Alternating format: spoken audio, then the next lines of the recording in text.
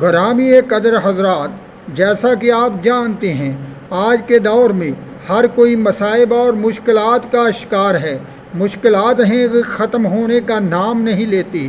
ایک درود پاک جس کا نام درود حل المشکلات ہے، رسول کریم صلی اللہ علیہ وآلہ وسلم کی ذات مہربان پر اس درود پاک کو اخلاص اور محبت کے ساتھ پڑھ لیا جائے تو اللہ رب العزت مشکلات ختم فرمائے گا۔ اس درود پاک کو پڑھنے کا طریقہ یہ ہے کہ نماز عشاء کے بعد 2 رکعت نفل نماز پڑھے۔ پہلی رکعت میں الحمد شریف کے بعد سورت قل یا ایھا الکافرون یعنی سورت کافرون، اور دوسری رکعت میں سورت الحمد شریف کے بعد سورت قل هو اللہ یعنی سورت اخلاص پڑھے۔